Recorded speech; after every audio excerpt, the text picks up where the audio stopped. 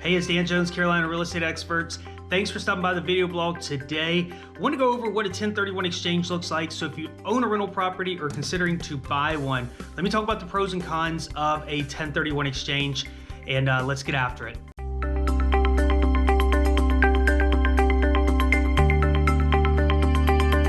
All right, so what's a 1031 exchange? Let's suppose you own a house, right? And you go out and buy a rental property, okay?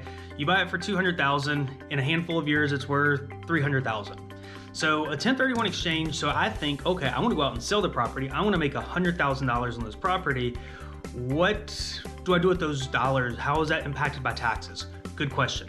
So if you sold the property for $300,000 and you made $100,000, your cost basis, and then what you net at that $100K, right? You would be liable to income taxes on those dollars unless what? You 1031 exchange it. That means you buy a like property, so another rental can be a little bit smaller, a little bit bigger, right?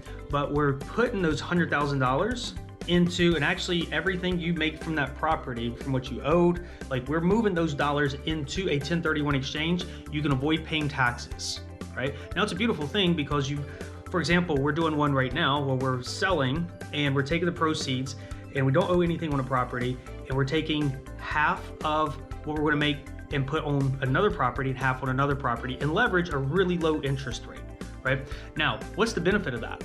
Well, I don't have to pay taxes on roughly the $250,000 that the property is going to sell for. So the $125,000 to each of the new properties is down payment. We're going to leverage a 3.5% interest rate over a 10, 15, 20 year period. That money's going to work extremely hard 2 times versus hard dollars sitting in one account, and we avoid paying taxes until we decide to sell and pull those dollars out. So this is the flip side. This is the con. This is what I was just mentioning. So let's suppose on the 1031 exchange, you buy the $200,000 property, it goes to $300,000, you have $100K.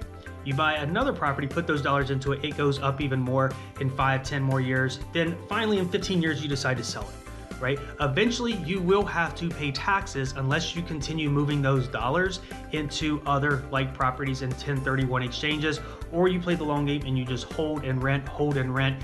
And the odds of you seeing those dollars, you might see some residual income, but it's probably going to be a family member down the line that sees those unless you decide to sell and pay the big dollars on the taxes. So those are the pros and cons of a 1031 exchange.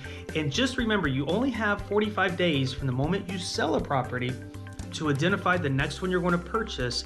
And from the moment you close on that one original subject property, you have 6 months to close. So 45 days to identify, 6 months to close. So I hope this has helped. Hope this has been beneficial. Invest in real estate, short term, long term, it's always a good play. Talk to you soon. We're never too busy for referral of a friend or family.